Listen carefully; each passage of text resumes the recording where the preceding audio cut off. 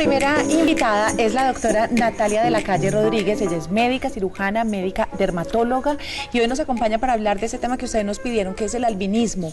Le damos la bienvenida. Doctora, muchas gracias por acompañarnos. Muy buenas tardes, mil gracias por la invitación. ¿Cuáles son las características de las personas albinas? Bueno, típicamente todos los conocemos pues porque en el oriente antioqueño comúnmente en Marinilla y en Santuario las podemos ver, ¿sí? Son personas que son totalmente blancas, rosadas, monas, con las pestañas monas, los iris, que es la parte que le da el color al ojo, en vez de ser oscura, puede ser verde, azul o hasta roja, dependiendo del tipo de albinismo que hay, porque hay diferentes tipos. ¿Pero qué es el albinismo? Empecemos definiendo qué es esta condición. Bueno, el albinismo es un trastorno de la pigmentación. Tenemos trastornos que son de la pigmentación tanto de hiper como hipopigmentación.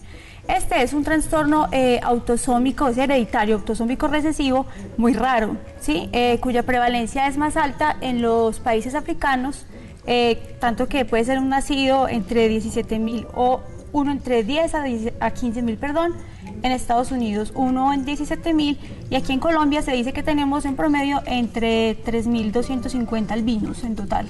Pero entonces aclaremos eso de que es recesivo, porque entonces tú no eres albina y tu esposo no es albino, pero los dos en su información genética tienen ese gen por ahí metidito.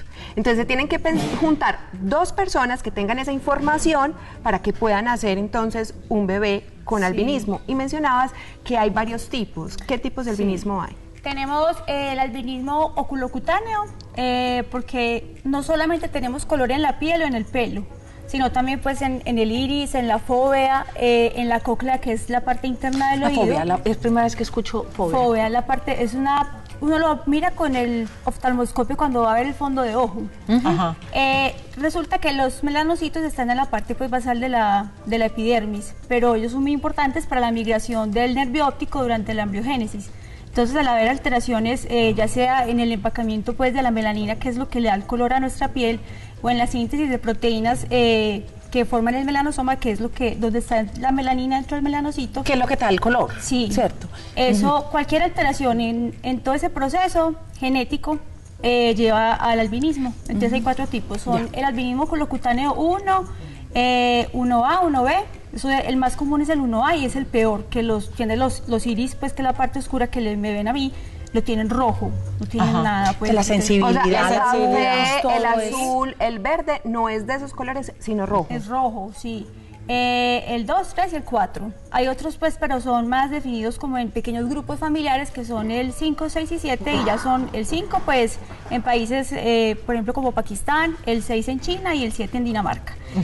También hay otro que puede ser solamente ocular, o sea, que no afecte nada de la piel. Que pueden salir con colorcito, morenitos, el pelo oscuro, pero los ojos sí son albinos, por decirlo así. Sí, pero los ojos no es que solamente tengan alteración en el color, sino que además también en la funcionalidad. Entonces pueden tener hipermetropía, astigmatismo, miopía, pueden tener estrabismo.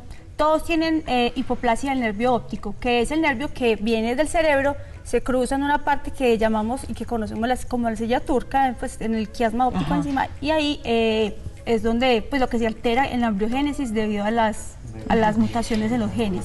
¿Cuáles son los problemas de ser albino? O sea, ¿qué problemas en salud presentan por lo general las personas con albinismo? Bueno, primero lo social, pues porque sabemos que estamos en una sociedad que siempre tilda a todo el mundo por ser diferente. Entonces, los cacheticolorados, los monos, los montunos, como les decimos, ¿cierto? Bueno, segundo, la piel pues está más propensa a tener quemaduras hasta de segundo o tercer grado, porque lo que hace la melanina en nosotros es protegernos del sol. Entonces, reconocemos 6 fototipos. Los fototipos tipo 1, que son las personas, por ejemplo, las albinas o los que tienen vitiligo, que son los que presentan máculas, pues manchas que no tienen nada de color. Los blanco. Sí, que salen con manchitas así. Que no se broncean nunca, sino que siempre se queman. Y los tipo 6, que son al extremo ya de los morenitos, pues los de raza negra, que siempre se broncean y jamás se queman. Entonces, va a haber están más propensos a tener quemaduras de segundo o tercer grado. Se dice que el 100% tiene lesiones premalignas que se llaman queratosis actínicas y hay mayor proporción de carcinoma escamocelular. O sea, dentro de la dermatología hay 3 tipos de cáncer. El más común es el vasocelular en las personas pues, comunes y corrientes. Después el escamocelular y de último está el melanoma. En los pacientes con albinismo se nota que ellos tienen mayor proporción de escamo celular, vaso celular y por último el melanoma. O sea que ellos desde que nacen, de los primeros que se tienen que cuidar es del sol. Sí, dice que el promedio en el que normalmente una persona para que le dé un carcinoma en piel, pues es más allá de los 50 años. Esas personas en la segunda, tercera década de la vida. Me llama la atención que la incidencia, digamos, aquí en nuestro entorno sea más en el oriente, en Marinilla. ¿Por qué? Porque hay mucha endogamia, o sea, consanguinidad, primos con primos.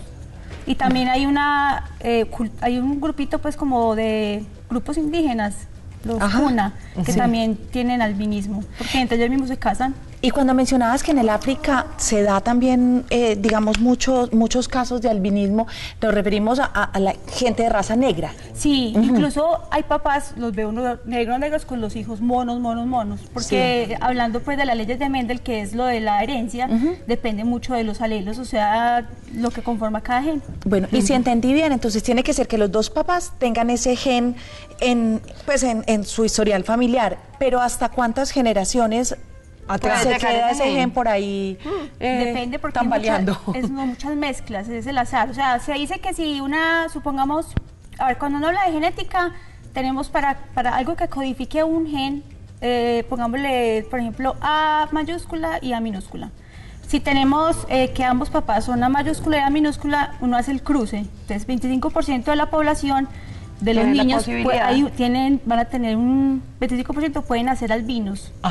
Y 75% nacer normales. Descuidados del sol. El tema que decías del señalamiento social, que sigue siendo absurdo que nos vayamos clasificando por colores, por tamaños, o algo así, esas categorías, pues en la humanidad no debería. Pero me imagino que los ojos también deben tener grandes problemas. Sí, claro, porque todos tienen hipoplasia del nervio óptico. Entonces tienen lo que ya les dije, todo lo que nos puede dar también a nosotros, la hipermetropía, la miopía, el astigmatismo. Mucho estrabismo. El estrabismo y agudeza visual disminuida. La gente, pues si la gente que tiene ojos azules es difícil ver al sol, a ellos menos, pues mucho más. Y además las pestañas también son monas, entonces no los protege de manera adecuada, ¿cierto? Sí. Tiene tratamiento, es como el vitiligo que uno a veces pone implantes para que esa melanina se vaya regando, en fin, ¿el albinismo tiene forma de ser tratado? No, ya sería terapia genómica. Si uno ve que, o sea, estudiar la parte de los genes de papás y mamás para ver si el para tratar de evitarlo. Sí. Antes de la formación. Consejería genética, pero si ya nace pues albino, hay que ir al oftalmólogo cada año, pues después de la adolescencia, y todos los cuidados de las personas que son pues fototipo 1, o sea, sombreros de ala ancha, los antisolares pues cada 4 horas, utilizar cosas de manga larga, ropa oscura que no absorba la radiación ultravioleta. Y medidas. ¿Y desde qué edad empezar a usar el antisolar en el caso de ellos? Desde chiquiticos. Siempre, o sea, desde que uno tiene un espacio que no puede utilizar que los primeros 6 meses. De ahí en adelante sí puede utilizar. Todos. Hay que usarlos siempre. Interesante este tema, doctora Natalia. Muchas gracias por acompañarnos. A ustedes por la invitación. La genética es una cosa impresionante. Miren impresionante. ustedes la piel de esta dermatóloga. Sí. Si lo provoca ahí como con urgencia. La piel de la cara. Es una dermatóloga con piel fea, eso sí sería el colmo. No, bonita, tienes una piel que es divina. Muy linda. Entonces algún día nos acompañas a hablar de cuidado del artista. A contarnos secretos. Gracias.